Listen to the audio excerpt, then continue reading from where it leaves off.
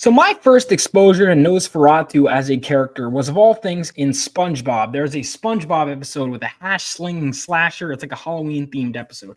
And at the end of that episode, the end twist is like, who was flickering the lights? And then we see it's Nosferatu flickering the lights. And they go, Nosferatu. And he kind of smiles. And that was the first time I'd ever seen this character, but I didn't know what he was from. I thought he was just some creepy guy. And I couldn't tell what they were saying. I would always like rewind and go, what are they saying? Because we'd be like, and it was this word I didn't recognize. And it wasn't until years later where I'm really getting into the horror genre and all of that kind of stuff. And I remember somehow coming across the word Nosferatu, seeing it spelled out. And I was like, wait a minute, that's the... And then I saw the video and I was like, oh, they were saying Nosferatu. So Nosferatu is this like classic vampire character. And it all clicked. And then I didn't watch the movie for years after that. In fact, all through film school, and all of that, I was told, especially as a horror fan, that I needed to watch Nosferatu. And I always intended to, but I kept putting it off and putting it off and putting it off and putting it off. And then finally, as with this new one coming out, I was like, all right, like I've put it off way too long already. It's public domain. I have a live stream. I have a YouTube channel. I live stream. Let me live stream me watching Nosferatu. And so I did. It was fun, and I'm so glad I finally watched it. And likewise, I'm glad I finally got around to seeing this one. Now, this had the misfortune of coming out around the same time as Sonic the Hedgehog 3, which I went to see first, and I'm glad I did. Masterpiece. Now, this movie, I am so glad I finally watched it because it is spectacular. This movie, of course, is directed by Robert Eggers, who I have a huge amount of respect for. So Robert Eggers directed The Witch, The Lighthouse, and The Northman. He is a 100% winning streak as far as I am concerned.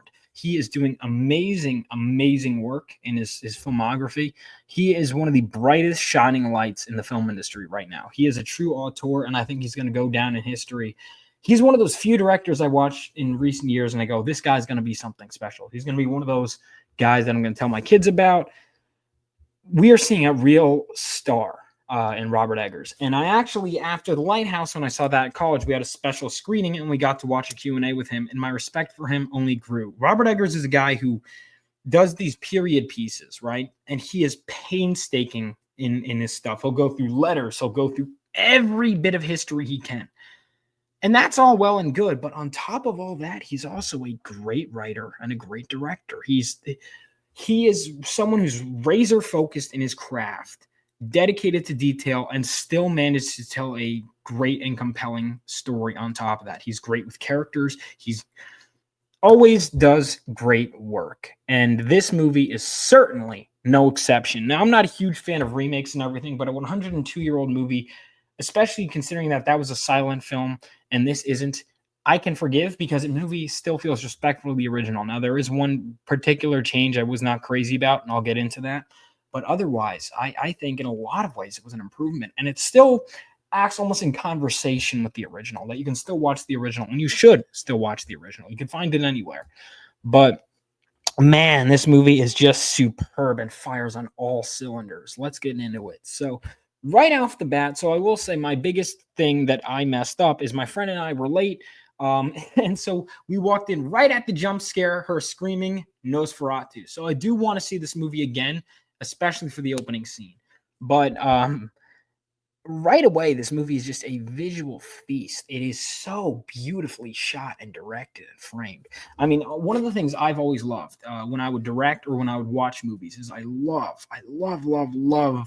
long takes, and I love panning shots, and I love following people with the action, or following things with the action. I love that kind of stuff. And this movie does a ton of that. There's not a million little quick cuts. It really lets the tension linger. It lets the world breathe. And the way things transition from one scene to the other is great. And this movie also knows when to hold, when to just, this is a really pretty shot. Let's hold on it for a while. I love that. I love that personally. There are some shots in this movie that come to mind that in the hands of another director would be rather mundane, but they're so visually striking. Some of what comes to mind is there's this one scene where he gets dropped off in the middle of the woods, and It's right before the carriage picks him up, and the way it's framed with the woods kind of symmetrically framing him is great. And there are multiple shots. That sequence alone blew me away. And on top of that, when he enters the castle and he's framed by the door, and there's a door within a door within a door, the way the scenery kind of frames him is just truly something special. Now, the cast, when I say him, I'm referring to Nicholas Holt's character, and that brings me to another point. The cast is stellar. You have Nicholas Holt is great. Lily Rose Depp is great.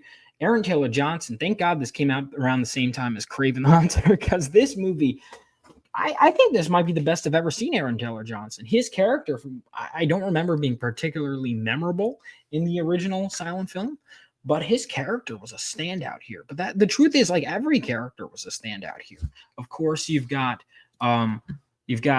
let me make sure I get everyone. Of course, Emma Corrin was great. Emma Corrin as his wife. I recognized a ton of the actors. Ralph Ineson, why does he sound familiar? Because he did a fantastic job. What else have I seen him? He was in The Witch. That's where I know his voice from. All right. Fantastic job from Ralph Ineson. He did great. You also, of course, had a stellar performance. I mean, it's Willem Dafoe, so he always does great. But would you be surprised to know that Willem Dafoe, a great actor, did a great performance? Of course he did. He's a scene stealer. And I'm trying to remember if his character was even in the original. I apologize. Yeah, that's what I thought. He wasn't even in the original, because I was going to say if he was in the original, he was forgettable. But his character, new for this film, may be the standout character. So the movie is visually spectacular, and the characters too. I'm always a guy that puts characters first, and it's not just great performances, but it's great writing from the characters. And despite it having, old-timey dialogue, for the most part, I fully understand what is happening when people are saying something, understand how they feel. The plot moves around at a brisk pace, despite them having this old-timey speak the whole time. I get what they are saying. And that's really a testament to the writing of the film and the performances and the way everything is conveyed.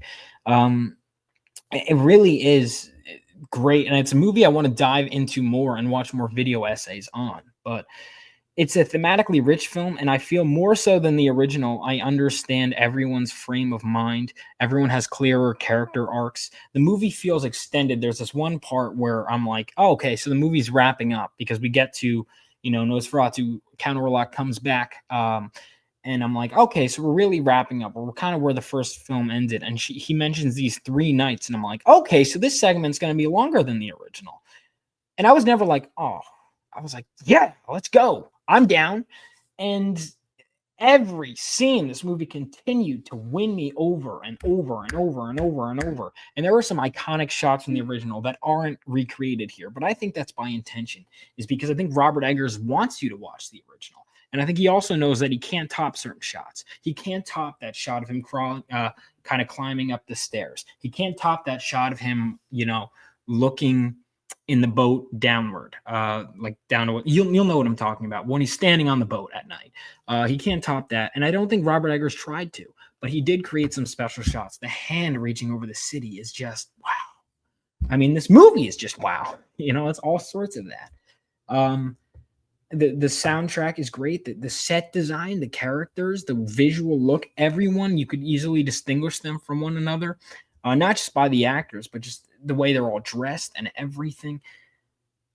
It really is something special. And this movie was ballsy too. And I knew something's going in, because people talk at bars like, I can't believe this happened. And I'm like, oh, okay, that happens. I didn't know that. Like, things are definitely a change from the original. And I will say, while the ending of this movie is strange, to put it bluntly, it is also much more memorable, I'd say, the original. The original, I remember when I watched the ending, I was kind of like, oh, that's it.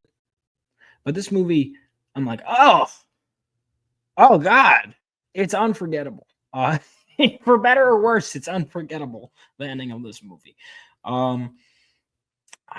Everyone does an A+ performance. It's including, of course, Robert Eggers. And forgive me, I'm not sure who the cinematographer is, but the cinematographer did an amazing job. Everyone did an amazing job. And I can't wait to see what Robert Eggers does next, because if he does anything at this caliber, I am there for it. Now, my complaint might seem small, but I do have a complaint.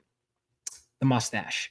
Why does Count Orlok, aka Nosferatu, have a mustache in this movie? That bothered me from the beginning until the very end.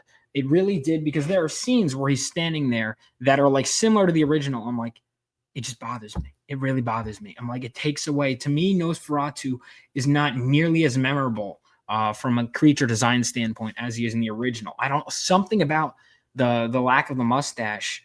I don't like, just that bare face.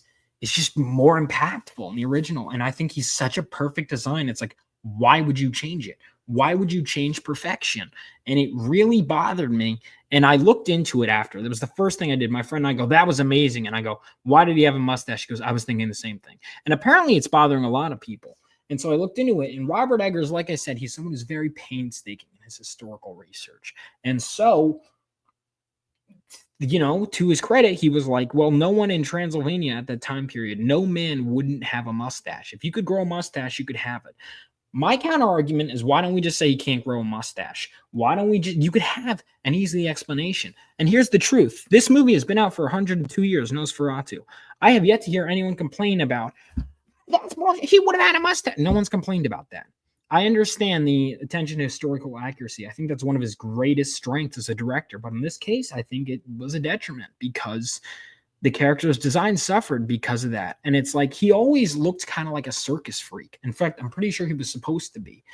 Why don't you just have it be that he just doesn't have a mustache? If anything, it would make him stand out from everyone else more and make him be more of a recluse. It was just such a dumb thing. And the reasoning behind it, I get it. It's historical accuracy, but you're doing Nosferatu. Do Nosferatu. Don't change that design. That is an iconic design. I understand it's similar to Dracula, but we're not doing Dracula. You're doing Nosferatu. So do that. You know, you can do Dracula too. Pretty sure he's public domain. But you're doing Nosferatu. Nosferatu should be clean shaven. He should be bald. He should be all these things. And I wish the creature's design was more true to the original. Now, I understand people will always say, well, that's inferior to the original. But you're going to be compared anyway. And I think that Nosferatu, I love his voice. I love the performance from Bill Skarsgård. But I do think that it was a mistake, that design choice. I just think flat out it was a mistake. It may seem like a small thing, but it is a blight on what is otherwise like a perfect film, almost perfect film. I mean, I'm sure if I go back, you could find flaws in any movie, but God damn it, this movie is incredible. And I can't wait to dissect it further and further and further.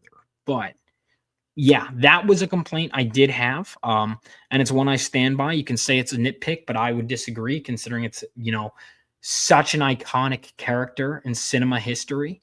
I think, why change it at all? If it ain't broke, don't fix it. And it certainly wasn't broke. But otherwise, I think it's great. And I cannot wait for what Robert Eggers does next. I mean, he will, any time period, anything. The world is his oyster. And the fact that he's kind of in this niche category of doing these period pieces actually will serve as a detriment, because you realize, you know, we're always doing contemporary stuff. For him to go back into any time period, he really, if anything, has his name, like he has all of human history to work with. That's awesome. And let me know what you guys would love to see Robert Eggers touch on next. The truth is, the fact of the matter is, he's very passionate, and he's going to come up with something that is going to be cooler than whatever we come up with. But what are some periods in history you want Robert Eggers to touch on? And what did you think of this Nosferatu film? Did you like it? I actually haven't seen the 70s one, though. I've heard it's good. Let me know what your thoughts are on this movie in the comments below. Let me know if there's anything else you want me to talk about. But otherwise, thank you guys so much for watching. And real quick, before I let you go, did you guys know that I'm a writer and I create comic books? Well, you can check out Rebel Oasis Studios right here and get my first comic, Phenomenova Issue 1. You can also read the first 10 pages digitally free. All these links will be in the description. But if you are interested, you can read the first 10 pages digitally, and from there you could read the rest with a global comic subscription. You could buy a $5 PDF, or you could go ahead and buy the first issue right now. And on top of that, the second issue is basically done. We're just going through some revisions on like the dialogue and stuff like that, and getting it ready for the printer and finishing crowdfunding. That's right, crowdfunding, because it is available on Fund My Comic. it is available on Indiegogo, and it will soon be available on Kickstarter. So while it is fully funded on Fund My Comic, I believe in No Customer Left Behind. So if you prefer Indiegogo, it is available right there, and you can back whatever tier you want, and you'll be able to get a copy of the book. So make sure to check that out. Again, all the links will be in the description below. Thank you guys so much for watching this video, and take care, and I will see you guys in the next one. Peace out.